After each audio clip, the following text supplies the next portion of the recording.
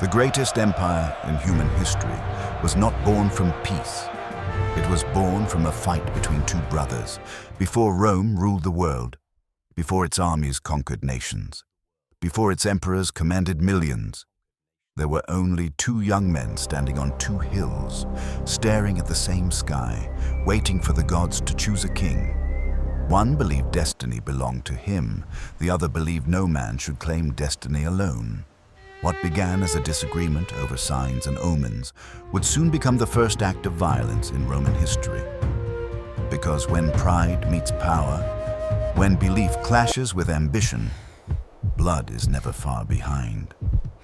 Tonight, you will witness how brother turned against brother, how a sacred line in the dirt became a line drawn in blood, and how the very first king of Rome rose from tragedy. So this is the story of the moment Rome learned that power always comes with a price. Chapter 1. Brothers of destiny, rivals by nature. Romulus and Remus were born into danger, raised in uncertainty, and shaped by survival. From the moment they could walk, they learned to rely on each other in a world that offered no protection and no mercy. Among shepherds and rough villages near the Tiber River, strength mattered more than status, and courage mattered more than bloodline. The twins hunted, trained, fought rival groups, and learned how to lead long before they ever knew who they truly were. They were not identical in spirit, even if they shared the same face. Romulus was disciplined, patient, and focused on structure. He believed order created safety, and safety created power. When disputes broke out among the young men who followed them, and Romulus preferred rules, boundaries, and hierarchy, he imagined walls, organized defense, and clear leadership. Remus, on the other hand, was fearless, impulsive, and emotionally driven. He thrived in chaos, trusting instinct over planning. He laughed easily, challenged authority, and preferred loyalty between people rather than obedience to systems. Where Romulus saw structure, Remus saw freedom. Together, they were unstoppable. The boys of the hills naturally gathered around them. Games turned into contests. Contests turned into raids against rival groups. Soon, Romulus and Remus were leading dozens of young men, defending grazing lands, negotiating disputes, and earning reputations as protectors. Even before they learned their royal origins, leadership had already chosen them. That when they discovered the truth of their birth and overthrew King Amulius, the bond between the brothers seemed stronger than ever. They had shared danger, victory, and justice. They had restored their grandfather Numitor to the throne of Alba Longa and could have remained there as princes. But both brothers felt the same pull. They did not belong behind palace walls. They belonged to the open land near the river, the place that had spared their lives. Returning to the hills, they gathered followers once again. Former shepherds, displaced farmers, runaway slaves, and young warriors joined them, drawn by opportunity and protection. A settlement began forming almost naturally. Fires burned at night. Shelters multiplied. Trade began. A city was being born. But the problem was leadership. A city could not serve two masters. At first, Romulus and Remus avoided the issue. Decisions were shared. Arguments ended in laughter. Their followers admired the brothers' unity and strength. Yet small cracks began to appear. Romulus started organizing defensive positions and discussing permanent walls. He talked about laws, authority, and control. He believed a city without firm leadership would collapse under pressure. Remus questioned everything. He mocked rigid plans and dismissed the need for heavy structure. To him, loyalty mattered more than rules, and flexibility mattered more than order. He warned that too much control would turn leaders into tyrants. Their debates grew louder. Followers began listening. Some admired Romulus's vision of stability and strength. Others preferred Remus's bold energy and personal connection. Quietly, lines were forming. so neither brother intended to become enemies, but destiny has a way of forcing choices. As the settlement expanded, neighboring tribes began watching closely. Any sign of weakness could invite attack. The people demanded clarity. Who was in charge? Who would lead in war? Who spoke for the settlement?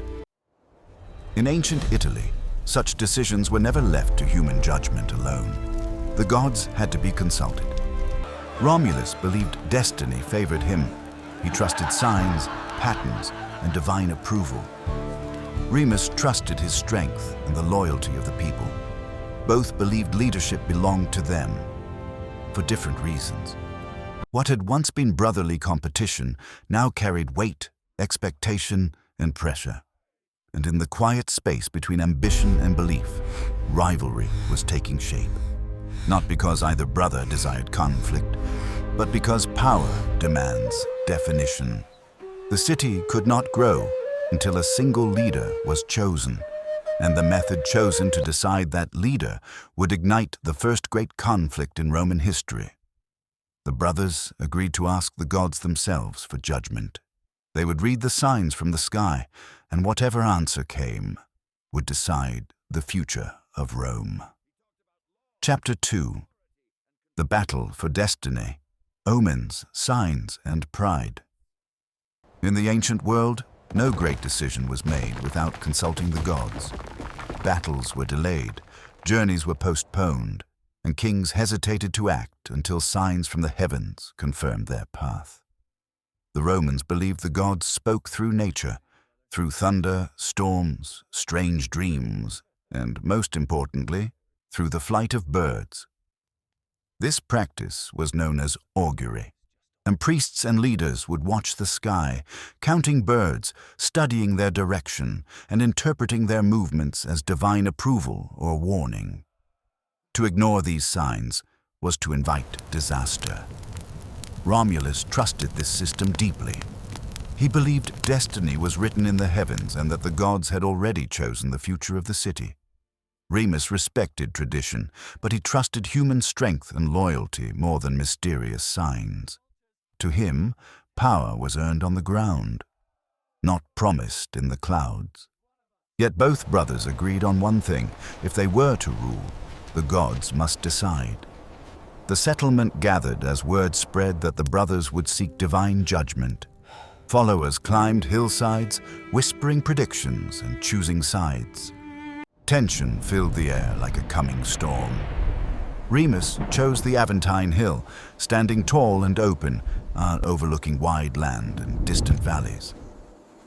Romulus climbed the Palatine Hill, closer to the river and the heart of the growing settlement. Each believed their position carried symbolic meaning.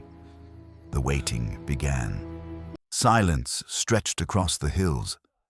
Eyes remained fixed on the sky. Every shadow, every movement of clouds stirred anticipation. Then the first sign appeared.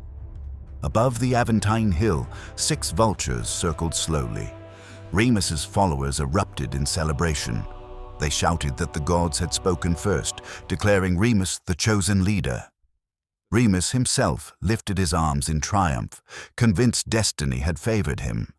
But the moment of victory was short-lived. Soon after, 12 vultures appeared above the Palatine Hill, twice the number. Romulus's supporters roared in approval, claiming the greater sign carried more power and authority. But confusion exploded across the crowd. Which mattered more, the first sign or the stronger sign? Arguments broke out instantly. Supporters shouted over each other. Some claimed timing proved divine favor. Others insisted numbers represented strength and legitimacy. The gods had delivered 2 messages instead of 1, and humanity turned them into conflict. Romulus believed the larger number proved his superiority. To him, the gods had confirmed his leadership beyond doubt. Remus argued that being first mattered most, that destiny had clearly revealed itself before Romulus ever saw his birds. Pride entered the conversation. Neither brother could accept defeat. Around them, followers hardened their loyalty. Quiet alliances formed. Suspicion grew. The brothers who once laughed together now measured each other carefully, searching for weakness. What had once been symbolic disagreement began transforming into political division. The settlement stood at a dangerous crossroads. If unity failed, violence would follow. Yet instead of compromise, Romulus chose action. Believing himself chosen, he descended from the Palatine Hill and began preparing the foundation of the city. He ordered the marking of sacred boundaries, a physical declaration that the city would rise under his authority. To Romulus, destiny demanded movement. To Remus, this was an insult. His victory had been dismissed, his claim ignored. His brother had acted without consent. Anger replaced patience. The disagreement was no longer about birds or omens. It was about power. And power, once challenged, rarely retreats peacefully. As Romulus continued his preparations, Remus watched from a distance, his frustration growing. Supporters whispered encouragement. Tensions tightened like a drawn bow. Both men believed the gods supported them. Only one could be right, and the next step would turn belief into confrontation. Chapter 3. The Sacred Line That Divided a Family. Romulus moved quickly after the Omen dispute, determined to turn divine approval into visible authority. To him, leadership was not proven by debate. It was proven by action. If the gods had chosen him, then the city must begin under his hand. At dawn, he gathered his followers on the Palatine Hill and brought forward a plow pulled by oxen. This was not simple farming equipment. In ancient ritual, the plow marked sacred space. Wherever its blade cut the earth, the gods were believed to recognize ownership, protection, and destiny.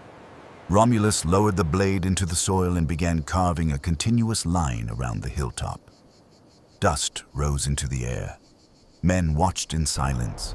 Every step of the plow transformed empty land into the spiritual outline of a city. This line was more than dirt. It represented law. It represented authority. It represented the future walls of Rome. According to ancient belief, no one was allowed to cross a sacred boundary without permission. To violate it was to insult the gods themselves. Romulus announced that this boundary would protect the city. Anyone who crossed it in mockery or defiance would face punishment. To his supporters, this declaration brought confidence and security. They saw structure forming where chaos once ruled. They saw a leader willing to protect what they were building. But to Remus, watching from below, so the scene felt very different. He saw arrogance. He saw a brother claiming ownership over a future that had not yet been agreed upon. He saw destiny being hijacked by ambition. Remus approached the boundary with his own supporters, openly mocking the shallow trench. He laughed at the idea that such a fragile mark could ever defend a real city from enemies. His words were sharp and public, meant to humiliate Romulus in front of the crowd. The tension was immediate. Romulus demanded respect for the sacred line. Remus challenged the legitimacy of Romulus's authority. Voices rose. Supporters moved closer. The air thickened with anger and pride. Then Remus made his challenge physical. He stepped forward, and he jumped across the sacred boundary. Gasps rippled through the crowd. Crossing the line was not just an insult to Romulus. It was an act of religious defiance. To many watching, it felt like watching someone spit in the face of the gods. Remus turned back toward his brother, still mocking the weakness of the boundary, daring Romulus to defend it. In that moment, the rivalry stopped being symbolic. It became personal. Romulus felt his authority collapse in front of everyone he hoped to lead. If he allowed this humiliation to pass without consequence, his leadership would die before the city ever rose. The brothers stood only steps apart now. Two men raised by the same hands, two survivors of the same river, two leaders fighting for one destiny. Anger replaced reason, and the crowd sensed that something irreversible was approaching. Insults turned into shouts, shouts turned into movement. hands tightened around weapons. What began as a dispute over gods and signs was now balanced on the edge of violence. The sacred line that was meant to protect the city had become the line dividing a family. And once such lines are crossed, history rarely allows them to be erased. The next moments would determine not only which brother would rule, but what kind of city Rome would become. Chapter 4. The first bloodshed in Roman history. The moment Remus crossed the sacred boundary, the world seemed to hold its breath. What had once been words, gestures, and pride had now become action. The crowd froze, unsure whether they were witnessing a joke, a challenge, or the beginning of something far more dangerous. Dust hung in the air. The oxen stood still. Even the wind seemed to pause. Romulus stared at his brother in disbelief. To him, this was not simply disrespect. It was rebellion against the gods. It was humiliation in front of his followers. It was a direct attack on his authority. Remus, standing inside the boundary, continued to mock the shallow trench. He laughed, spread his arms, and dared Romulus to prove that this fragile line meant anything at all. His tone carried confidence, not fear. The confidence of a man who believed his brother would never truly harm him. But crowds change people. Power changes people. And humiliation, when witnessed by others, ignites something dangerous inside the human mind. Voices erupted around them. Some shouted for restraint. Others encouraged retaliation. Followers tightened their grip on spears and staffs. The air vibrated with chaos and expectation. No ancient source agrees completely on what happened next. So some Roman writers claimed that Romulus himself struck the fatal blow, driven by rage and desperation to protect his authority. Others recorded that one of Romulus's supporters attacked Remus while defending the sacred boundary. A few suggested that the crowd itself erupted into violence and Remus was caught in the confusion. But all traditions agree on one truth. Remus fell, whether by his brother's hand or by the hands of his supporters. The result was the same. Blood touched the soil where the city of Rome would soon rise. Silence followed the chaos. Cries faded, weapons lowered. People stared at the body of a man who had been a hero only moments before. Romulus stood frozen, staring at what could never be undone. The brother who had shared his childhood, who had survived abandonment and danger, who had fought beside him against kings and enemies, now lay lifeless on the ground. Shock washed through the crowd. No celebration followed. No victory cries filled the air. The weight of what had occurred pressed down on everyone present. This was not just a personal tragedy. It was the first act of violence in the history of Rome. According to legend, Romulus finally spoke, his voice steady but cold. "So perish whoever else shall leap over my walls." It was not merely a warning. It was a declaration of what Rome would become. Law would be protected by force. Order would be defended without hesitation.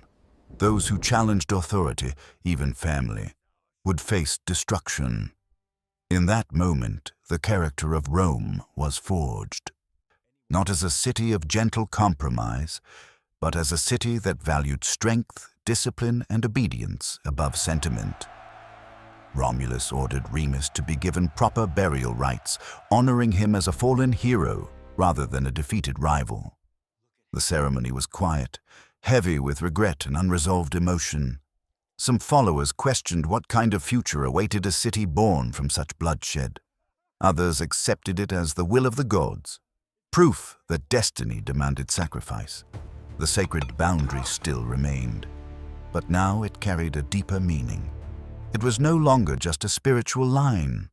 It was a reminder that Rome had been born through tragedy, and tragedy would follow it through history. The city could no longer turn back. A brother had fallen, a king had emerged, and Rome had taken its first breath, stained with blood. Chapter 5. Romulus becomes king. After Remus's death, the settlement entered a moment of fragile uncertainty. The people had followed two brothers, not one king. They had believed the city would be built through shared strength and unity. Now only Romulus remained, and everyone understood that something had changed forever. A city born in blood cannot return to innocence. Romulus did not celebrate. If he felt triumph, he hid it. The weight of the moment demanded control, and Romulus understood that the next few days would decide whether the settlement became a city or collapsed into chaos. He began by doing something deeply strategic. He honored Remus. He ordered burial rites, marking his brother not as a traitor, but as a fallen figure worthy of remembrance. In doing so, Romulus prevented a dangerous story from spreading, the story that he had murdered a brother out of pure ambition. Instead, the death of Remus became framed as fate, a tragic price paid for the birth of something greater. Then Romulus claimed what was left. He declared the sacred boundary valid and unbreakable. The line was no longer debated. It was enforced. Where there had been uncertainty, Romulus created certainty. Where there had been division, he demanded unity, and he gave the city a name. Rome, not merely a label, but a statement of identity. The city belonged to Romulus's vision, and from that moment forward, the world would remember it through him. With leadership secured, Romulus turned to building. He organized the settlement into structured groups. Families and followers were assigned land. Work was divided. Some men built shelters and storage pits. Others formed patrols to guard the perimeter. The earliest foundations of a military community began to appear. Even in legend, Rome was never portrayed as a gentle birthplace. It was portrayed as a disciplined machine taking shape. Romulus understood the danger surrounding them. Neighboring tribes watched the settlement closely. A weak city could be destroyed overnight. A divided city would not survive. So Romulus established control. He began selecting trusted men to advise him, the beginnings of what would later become Rome's political leadership. In many traditions, Romulus creates an early council by choosing leading men from among the people. These advisors were not equal to him, but they gave his rule structure, legitimacy, and order. Authority was becoming formal, and the people, still shaken by the recent bloodshed, accepted it. They needed stability. They needed protection. They needed someone to take responsibility. Romulus filled that role. He also focused on defense. He strengthened watch posts, organized weapons, and trained men to move together. Small groups became units. Units became a fighting force. The settlement was transforming into a society designed for survival. But underneath all of this progress was an unspoken truth. Rome's foundation was not just stone and timber, it was a warning. If a man could die for crossing a boundary, then Rome would never be ruled by softness. Its identity would be shaped by discipline, strength, and obedience. That principle would echo for centuries. Because Rome would build laws, but it would also build armies. Rome would create order, but it would demand loyalty. And Rome would become a civilization, but it would never forget that its first lesson was violence. As the days passed, the new city began to attract outsiders. Wanderers, exiles, and men with no place in neighboring tribes drifted toward Rome, hoping to join something rising. Romulus welcomed them, not out of kindness, but out of strategy. A growing city needed more hands, more soldiers, more loyal citizens. Rome was expanding, and with every new arrival, Romulus's rule grew stronger. Yet even as Rome took shape, the city remained young and vulnerable.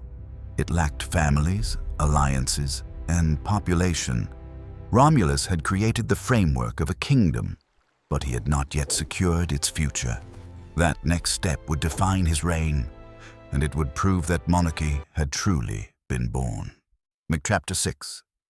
The Birth of Monarchy and the Shadow of Power.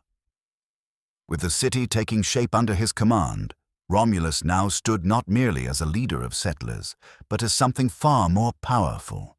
He had become a king. There were no crowns, no marble palaces, and no golden thrones. Yet. But authority was unmistakable. Decisions flowed from one voice. Orders were obeyed without debate. Disputes were settled by his judgment. The people looked to Romulus not as a brother among equals, but as the single center of power. This was the birth of Roman monarchy. Romulus ruled with discipline and ambition. He expanded the settlement's defenses, strengthened patrols, and pushed outward into nearby land. Small victories against neighboring groups brought confidence and resources. Rome was no longer merely surviving. It was growing. Yet growth revealed new weaknesses. The population remained heavily male. Families were rare. Without women, without children, Rome could not become a lasting society. A city of warriors alone would eventually collapse. Romulus understood this threat, so he made a decision that would shock future generations and reveal the ruthless logic behind early Roman power. He invited neighboring tribes to a great festival, promising games, celebration, and peace. Families arrived trusting the hospitality of the new settlement. During the festivities, Roman men seized the visiting women and forced them to become wives. This act, later remembered as the rape of the Sabine women, was not driven by romance or chaos. It was strategy, it was population control, it was survival through force. Outrage followed immediately. Then fathers and brothers declared war. Armies gathered to destroy the young city before it could strengthen further. Rome faced extinction only years after its birth. But once again, destiny twisted the outcome. As battle lines formed and weapons were raised, the women themselves stepped between the armies. Now wives of Romans and daughters of enemy tribes, they refused to watch their families destroy each other. Their intervention forced peace and alliance between former enemies. Rome survived, and monarchy was strengthened. Romulus had proven that his rule could protect the city, expand its population, and force unity where diplomacy failed. To many citizens, this confirmed his legitimacy as king. But a dangerous truth was also becoming clear. Power concentrated in one man could achieve great results, but it could also justify terrible actions. Monarchy brought stability. Monarchy also brought absolute authority. As years passed, Romulus continued expanding Rome's influence. Laws were established. Religious rituals were formalized. Military traditions hardened into permanent systems. What had begun as a fragile settlement was becoming a recognizable state. Yet legends say Romulus's reign did not end peacefully. One day, during a public assembly, a violent storm suddenly engulfed the gathering. Thunder roared, wind tore through the crowd. When the storm cleared, Romulus was gone. Some believed the gods had taken him into the heavens, rewarding him for founding Rome. Others whispered that powerful nobles had killed him, fearing his growing authority. No body was ever found. The truth disappeared with the storm. But the lesson remained. Kings could rise through strength. Kings could disappear through mystery, violence, or divine myth. Power was never safe, and Rome, now accustomed to monarchy, would soon place new kings on the throne, each shaping the city in very different ways. Some would build Rome's foundations. Some would expand its strength. Some would rule with cruelty and fear. And one would push the people so far that they would finally destroy the monarchy forever. The shadow of power had been cast. The age of kings had begun. Rome was born from brotherhood, but it was shaped by power.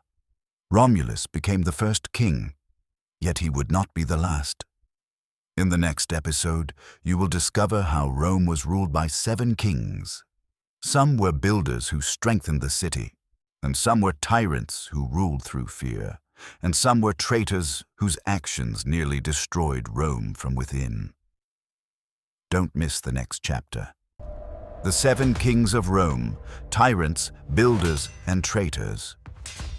If you want to continue this epic journey through ancient history, make sure to Subscribe to the channel, like this video to support the series, turn on notifications so you never miss an episode, because the rise of kings will soon lead to the fall of kings, and Rome's greatest transformation is just beginning.